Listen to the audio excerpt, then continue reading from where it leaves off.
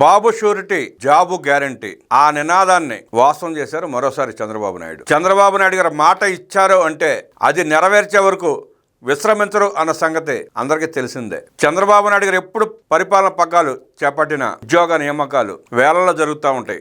అది ప్రభుత్వం అయితే వేలలో జరుగుతాయి, ప్రైవేట్ రంగం అయితే లక్షల్లో జరుగుతూ ఉంటాయి. ఈ వాస్తవం, ఈ నిజం ప్రజలందరికీ తెలుసు. ఆయన మాటల ముఖ్యమంత్రి కాదు, చేతల ముఖ్యమంత్రి. మాట ఇస్తే 600 అయినా 106 అయినా చంద్రబాబు నాయుడు గారు నెరవేర్చి తీరుతారు అనేదానికి మెగా డిఎస్సి ఉదాహరణ.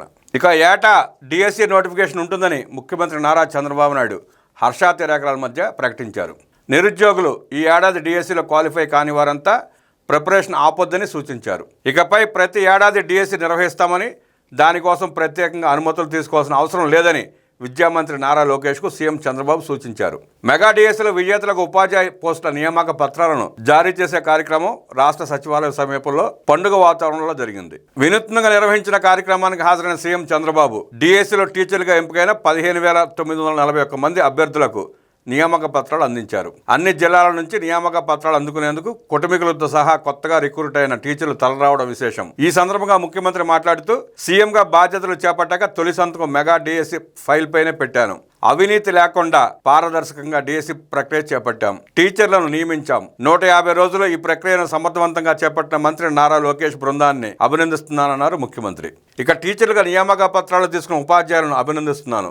ఎన్నికల హామీ ఇస్తూ బాబు షూరిటీ జాబు గ్యారంటీ అని చెప్పాను. దాన్ని నిజం చేశాను. 10 లక్షల కోట్లు పెట్టుబడులకు ఎంఓయూలు కుదుర్చుకున్నాం. 10 లక్షల ఉద్యోగాలు రాబోతున్నాయి. 15 ఏళ్లలో 14 సార్లు డిఎస్సిని నిర్వహించాం. 196,619 ఉద్యోగాలు ఇచ్చాం. ఇకపైన ప్రతి ఏడాది డిఎస్సి ఉంటుందని సీఎం చంద్రబాబు ఆనందోత్సవాల మధ్య ప్రకటించారు. సూపర్ 6 హామీల్లో మొదటి హామీ యువతకు 20 లక్షల ఉద్యోగాలు ఇవ్వడమే. దాంట్లో భాగంగా మెగా డిఎస్సిపై తొలి సంతకం చేశాను. మెగా డిఎస్సిని సూపర్ హిట్ చేశారు. ఉద్యోగం సంపాదించాలన్న మీ కోరిక తీరింది. పేదరికం లేని సమాజాన్ని చూడాలంటే విద్యతోనే సాధ్యం. దాన్ని టీచర్లే నెరవేర్చాలి. మగవాళ్ల కంటే మహిళలే మంచిగా చదువు చెప్పగలరు. ఇంటిని కూడా మహిళలే చక్కగా తీర్చిదిద్దుతారు. అందుకే సంక్షేమ కార్యక్రమాలు అందించే విషయంలో మహిళలకే ఎక్కువగా ప్రాధాన్యమిస్తున్నాం.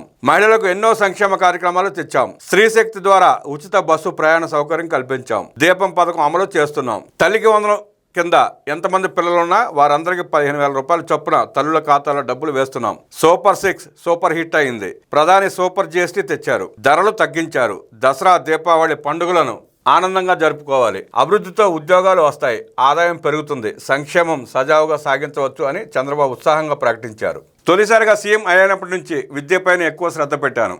ఐటీ చదవమని ఆ రోజుల్లో చాలా మందికి చెప్పాను. కొందరు నా మాటపై నమ్మకంతో పట్టణాలకు వచ్చి చదువుకున్నారు. ఆ రోజు చక్కగా చదువుకున్న వారు ఇప్పుడు విదేశాలకు వెళ్లారు, బాగా స్థిరపడ్డారు. రాష్ట్రంలో ముఖ్యమంత్రులందరూ కలిసి ఎంతమంది టీచర్లు నియమించారో నేను ఒక్కడనే అంతమంది టీచర్లను నియమించాను. ఇది నేను విద్యారంగానికి ఇచ్చే ప్రాధాన్యత. విద్యారంగాన్ని నేను ఎప్పుడు అశ్రద్ధ చేయలేదు, నిర్లక్ష్యం చూపలేదు. టీచర్లుగా బాధ్యతలు తీసుకుని మీరంతా బాగా పని చేయాలి. విద్యా వ్యవస్థలో సమూల మార్పులు తెచ్చేలా టీచర్లంతా పని చేయాలి. విద్యారంగంలో సంస్కరణలు తెస్తున్నాం. సన్న బియ్యంతో రుచికరమైన మధ్యాహ్నం భోజనం అందిస్తున్నాం.